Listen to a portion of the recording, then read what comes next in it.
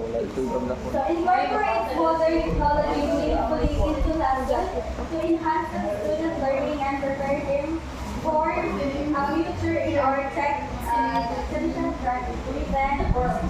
So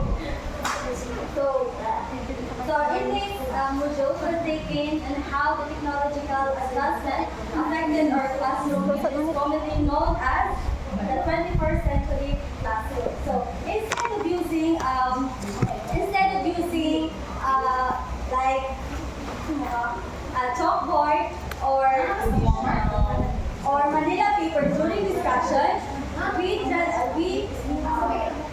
transition to incorporating the different information and communication technology, such as making PowerPoint presentation, using laptops, using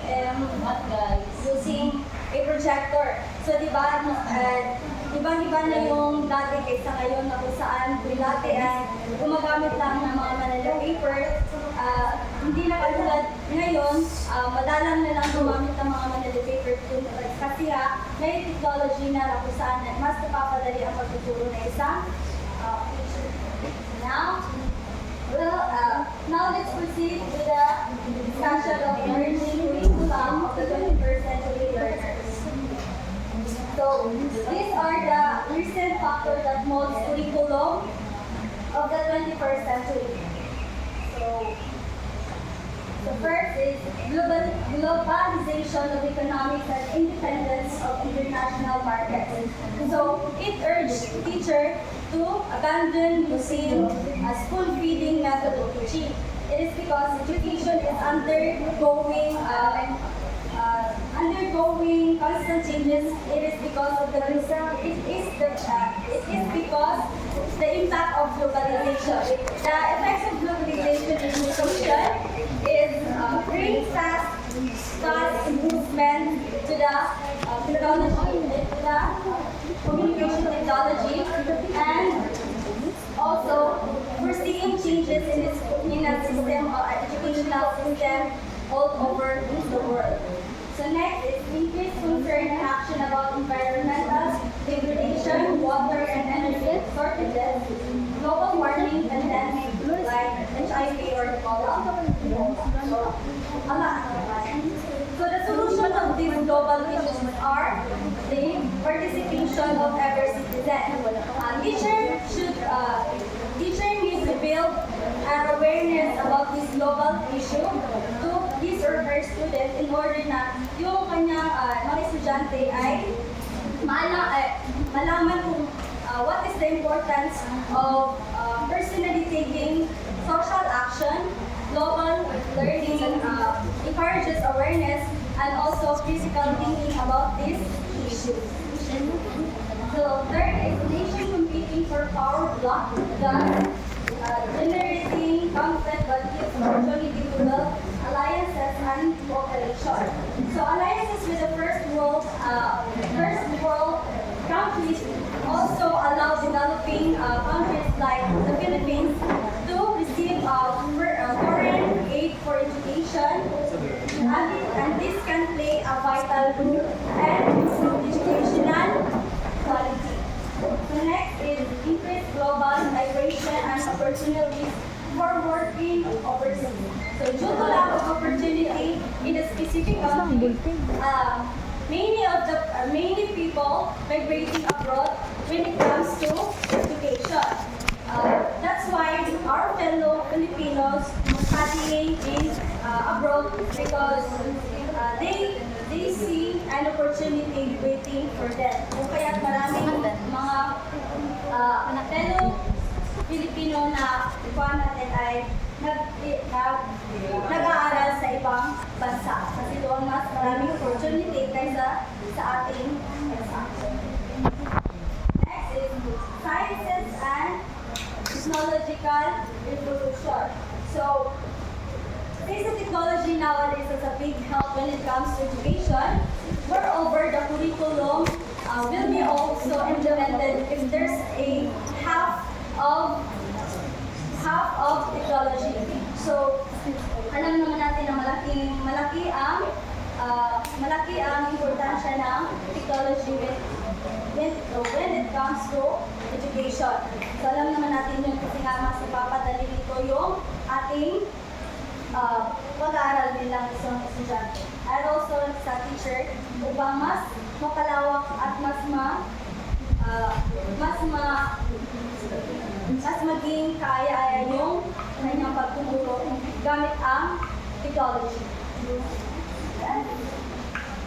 So now, let's proceed to some characteristics of the 21st century curriculum.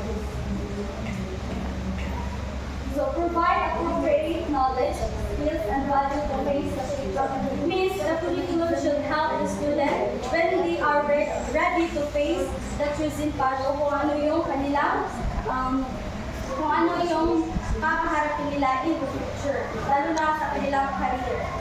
So it's based on knowledge drawn from research. So the curriculum should follow the systematic order, so it should be planned and organized. The next is a product of consultative collaboration development process.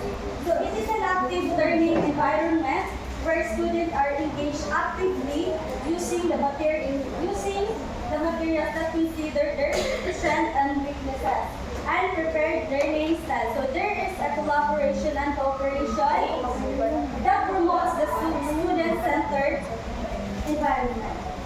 So next is support excellence and equity for all learners.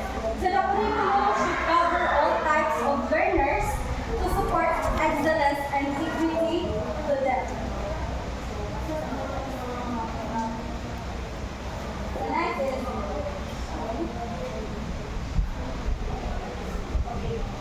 so now, we're gonna proceed naman sa 21st century skills of learner in the classroom.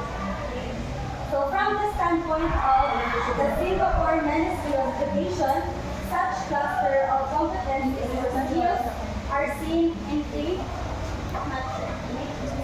So when we say cluster skills, it is a categorizing and organizing the skills required in a specific domain. First, learning and so cluster skills for 21st century. Learning and innovation skills. Specific description, critical thinking and problem solving, creativity and innovation, oral and written communication. So, sa critical thinking, students find a solution to a problem and problem solving.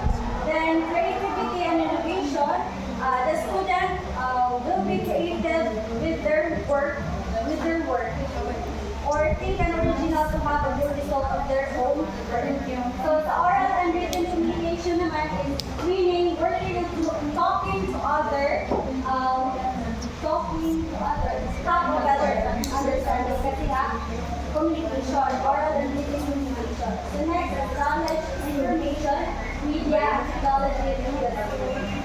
So, the specific description naman is content, mastery, information literacy, media literacy, and ICT literacy. So, when we say content mastery, it refers to the body of knowledge and information.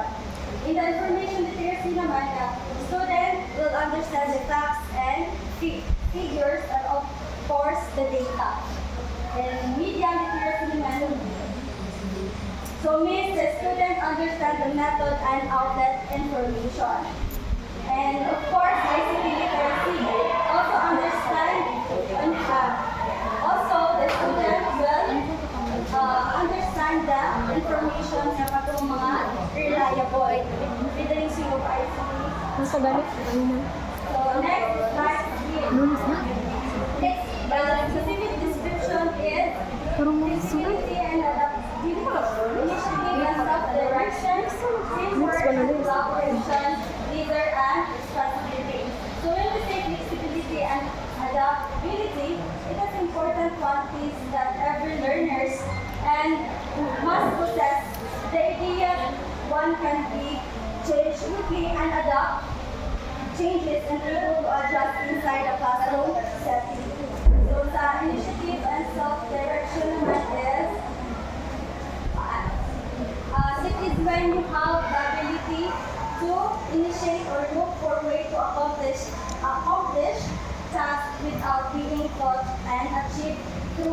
own learning. Then next is teamwork and collaboration. So it is ability to work with others. And of course, leader and responsibility. So it is a leadership with responsibility that leader must have the ability to communicate with his or her member or with their teams. And of course, the last cluster skills of the 21st century is citizenship. Specific description is valuing of diversity, global awareness, values, ethics, and professionalism. So when we say valuing of diversity, it is understanding of each individual and recognizing individual differences. And also global awareness, it is the ability to understand and build unity between diverse cultures. And of course, values, ethics, and professionalism. It is evaluating personal conduct of a citizen and comparison to society's norms. Ito yung mga pagkakaiba ng mga guard. The next. Ito na lang.